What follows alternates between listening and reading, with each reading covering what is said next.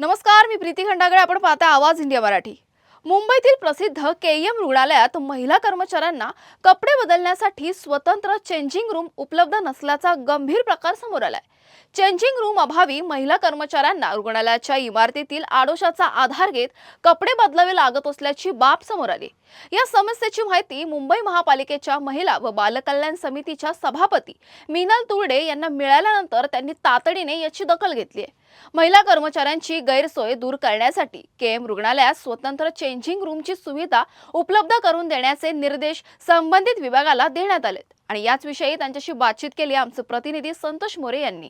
KM हॉस्पिटलमध्ये महिलांसाठी कपडे बदलण्यासाठी जागा नसल्यामुळं महिला व बालकल्याण सभापती यांनी नुकताच हा विषय त्यांच्या गटनेत्यांच्याकडे उपस्थित केला होता.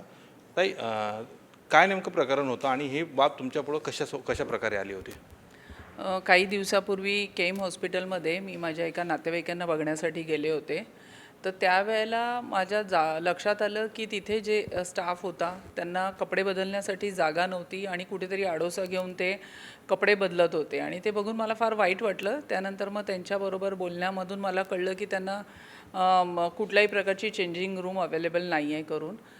तर त्या गोष्टीचं आज आपण म्हणतो की मुंबई श्रीमंत महानगरपालिका आणि त्या ठिकाणी आपल्या ज्या महानगरपालिकेचा जो स्टाफ असतो, जो दिवस रात्र सगळ्यांसाठी झटत असतो, त्या महिलांना जर अशी कुठलीही मूलभूत सुविधा आहे ती जर त्यांना मिळत नसेल तर ही अतिशय खंत मला त्या दिवशी वाटली. मी येऊन आमचे गटनेते श्री अमेजी गोले यांच्याशी हा विषय बोलली आणि त्यानंतर त्यांनी स्थायी समितीमध्ये हा मुद्दा उचलला.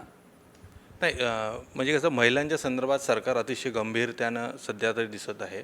मात्र अशा प्रकारे मुंबईतली महानगरपालिका त्या अंडरमध्ये येणारे सर्व रुग्णालय आहे, अशा ठिकाणी अगर असा प्रकार घडत असेल तर मुंबईतले इतर ठिकाणची अवस्था सध्या तरी काय? कारण तुम्ही महिला व बालकल्याण सध्या सभापती आहात, तर ह्या संदर्भात तुमच्याकडे काही माहिती आलेली आहे का? आणि त्यानंतर तुम्ही त्या घटनेवर काय कारवाई करण्याचे निर्देश केएम रुग्णालय असो किंवा प्रशासनाला दिलेले आहे?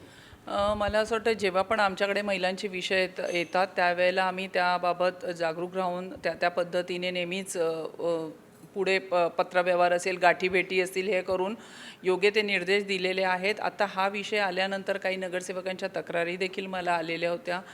तर त्या अनुषंगाने मी आता आरोग्य समितीचे अध्यक्ष श्री हरीश भांदिरगे यांना पत्र लिहून यामध्ये एक जॉईंट मीटिंग मागितलेली आहे आणि त्यानंतर मग त्याच्यावर योग्य ती लवकरात लवकर ताबडतोब निर्देश देऊन त्यांनी महिलांसाठी चेंजिंग रूम अवेलेबल करावे अशी मी त्यांना विनंती केली आहे. मात्र तुम्हाला हा विषय माहीत झाला, निदर्शनाला त्यानंतर, मात्र ह्या विषय अनेक वर्षापासून सुरू असणार. त्यावेळेस अनेक वर्षापासून महापालिकेमध्ये ठाकरे गटाचं सरकार होतं. आता म्हणजे आपलं भाजप आणि आपलं युतीतलं सरकार आहे. मात्र अशा प्रकारे महिलांची विवंगणा कुठंतरी होत आहे. मुंबईतले अनेक हॉस्पिटलमध्ये पण अशाच प्रकार आहे का? या संदर्भात तुमच्याकडे काही माहिती आलेली आहे का? नाही, मला असं वाटतं महायुतीच्या सरकारमध्ये नेहमीच महिलांना सक्षमीकरणाच्या दृष्टीने प्रत्येक धोरणात्मक निर्णय घेतलेले आधीही आहेत आणि आत्ताही आहे आणि अतिशय उत्तम प्रकारेच महिलांना प्रत्येक गोष्टीमध्ये, मग ते आर्थिक स्तर असू दे किंवा सामाजिक असू दे, सगळ्यामध्ये खूप चांगल्या प्रकारे महिलांना सक्षमीकरण होतं आहे. परंतु असे जर काही कुठले विविध मुद्दे आहेत तर ते आमच्यासमोर आल्यानंतर तातडीने त्याच्यावर लवकरात लवकर कारवाई करून आम्ही योग्य तो निर्णय घेतो आहे. पण इतर महानगरपालिकेतल्या रुग्णालयाच्या संदर्भात सध्या परिस्थिती काय आहे? इतर महानगरपालिकेचं आता मी मुंबई महानगरपालिकेमध्ये जे माझ्या बघण्यामध्ये आलं ते मी तो मुद्दा घेतलेला आहे. आता बाकीच्या ठिकाणी ज्या ज्या महानगरपालिका असेल तिथे संबंधित जे अधिकारी असतील तेच जास्त किंवा नगरसेवक असतील तेच जास्त चांगल्या प्रकारे सांगू शकतील. आज उपसभापती सचिन अहिर यांची आपण भेट घेणार आहात. काय नेमके मुद्दे असणार आहे संपूर्ण भेटीमध्ये? नाही, आम्हाला तसं गटनेत्यांकडून एक आलेलं आहे की ही पक्षांतर्गत भेटी आणि आम्हाला नगरसेवकांना त्यांना सगळ्यांना भेट देऊन प्रत्येकजण आपापले जे मुद्दे असतील ते आम्ही त्यांच्याजवळ मांडू. त्या अनुषंगाने आमची कामं असतील, बाकीच्या सगळ्या गोष्टी असतील त्या त्यांच्याजवळ आम्ही व्यक्त होणार आहोत.